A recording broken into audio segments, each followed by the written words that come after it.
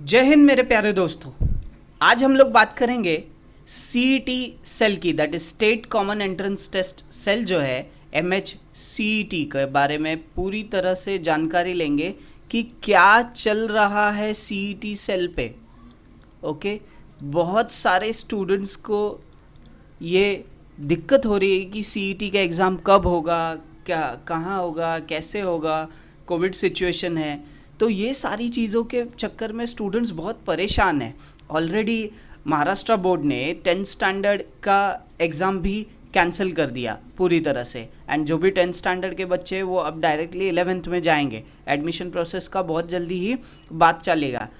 अब कैसा है कि 12th का भी डिसीजन आएगा, उसके बाद लोग बच्चे जो है सीईटी का एग्ज़ाम देंगे। बट सीईटी सेल से अभी तक कोई भी फॉर्म नहीं आया, कुछ भी अपडेट नहीं है। तो क्या चल रहा है, this is the main important topic to discuss. So इस वीडियो में हम लोग इसी के बारे में बात करेंगे कि क्या चल रहा है सीईटी सेल पे एंड कब तक वेट करना है सीईटी सेल के एग्जामिनेशन के ऊपर। पूरी जानकारी के लिए ये वीडियो को पूरा अंत तक देखिए, आपके सारे डाउट्स इस वीडियो में क्लियर हो जाएंगे। अभी देखेंगे the state CET cell Mumbai. ये मेरे प्यारे दोस्तों, ये सीईटी सेल का एक सर्कुलर है, that is tender tile revise scheduled. Okay, ये टेंडर चल रहा है। ये क्या है, किस चीज़ के बारे में है? On boarding of agency of conduction of common entrance test of the state cell government of Maharashtra, date and time of tender 26 March 2021 2 PM। तो मेरे प्यारे दोस्तों, ये टेंडर है। अभी इसका स्केड्यूल देखो आप। End of date of RFP document, first schedule था, it was 8th of April। उसके बाद इसका एक्सटेंशन हुआ 12th of April तक। फिर उसका एक्सटेंशन, सेकेंड एक्सटेंशन अब हुआ 26 अप्रैल तक। और अब जो इन्होंने एक्सटेंशन दिया है वो थर्ड एक्सटेंशन है, ये 3 मई तक है।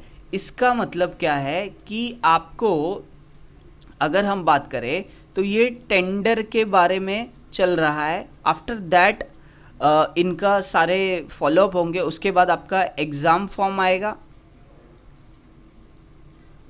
उसके बाद आपका एग्ज़ाम फॉर्म आएगा।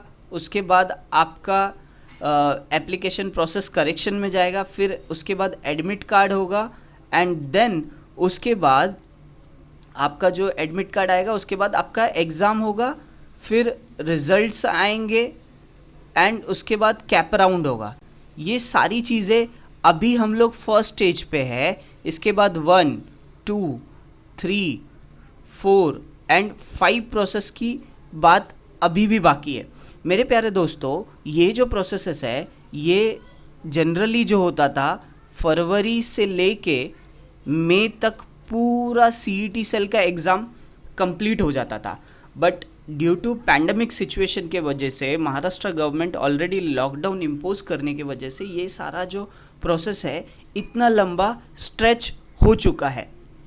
ओके, और एक्सपेक्टेड अभी अगर आप देखेंगे तो 5 में onwards technical presentation qualified bidders, ये 5 में ऑनवर्ड्स होगा। इसके बाद इनका डिसीजन होगा कि सीईटी, महाराष्ट्र सीईटी का एग्ज़ाम कौन कंडक्ट करेगा। सो ये सब चल रहा है अभी सीईटी सेल पे। और मैं आपको कुछ इन्फॉर्मेशन बताना चाहूँगा मेरे प्यारे दोस्तों। अगर हम लोग बात करें list of MHCET exams, okay, तो देखते हैं कि कौन से सीईटी एग्ज़ाम्स महाराष्ट्र सीईटी जो है एग्ज़ाम कंडक्ट करवाता है एंड कितने लोग हर साल महाराष्ट्र सीईटी का एग्ज़ाम बैठते हैं, वो भी इस वीडियो में हम लोग देखते हैं। मेरे प्यारे दोस्तों, अब हम लोग government of Maharashtra state common entrance test Maharashtra से महाराष्ट्र सीईटी सेल के ऑफिशियल वेबसाइट पे अगर आप देखेंगे तो पोस्ट ग्रेजुएट जो सेक्शन है उसमें MBA, MMS, MCA, ME, MTech, MRTech, MHMCET, MPharm, M planning, अभी अंडर ग्रेजुएट जो 12वीं के बाद जो सीईटी एग्ज़ाम होंगे, ये सारे जो एग्ज़ाम होंगे मेरे प्यारे दोस्तों ये होंगे ग्रेजुएशन के बाद।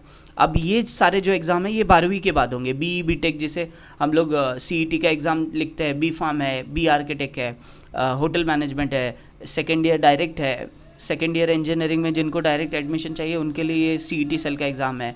उसके बाद फार्मेसी का एग्ज़ाम है। उसके बाद बैचलर प्लानिंग है, डायरेक्ट सेकेंड ईयर डिग्री है, उसके बाद बीएससी एग्रीकल्चर है, एग्रीकल्चर फाइन आर्ट्स है। और अगर हम लोग पोस्ट ग्रेजुएट यहाँ हायर एजुकेशन की बात करें तो एमएड है, एमपी ईएड है, बीएड एमएड इंटीग्रेटेड है।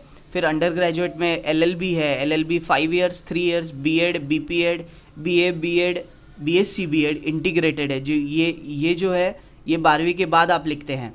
उसके बाद मेडिकल एजुकेशन में अगर हम बात करें तो नीट पीजी, जिन्होंने नीट जिनका बीएमएस बीएचएमएस बीएमएस एमबीबीएस जिन्होंने कर लिया है and they want to go for further masters degree के लिए, तो NEET PG medical that is post graduation medical exam होता है। पीजीडीपी पीजीओ ये सारे जो एग्ज़ाम्स है, नीट यूजी है जो अपना जिसको मेडिकल में जाना होता है दैट इज़ बीएमएस बीएचएमएस जो सीईटी का एग्ज़ाम लिखते हैं उनके लिए।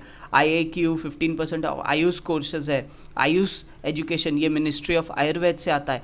तो इतने सारे एग्ज़ाम महाराष्ट्र सीईटी कंडक्ट करवाता है एंड इन सारे एग्ज़ाम्स का कोई भी अभी तक नोटिस नहीं आया। एंड आप जो ये सारे नोटिस देख रहे हो, ये सारे न्यू देख रहे हो, it is for this particular academic portal is for 2020 and 21।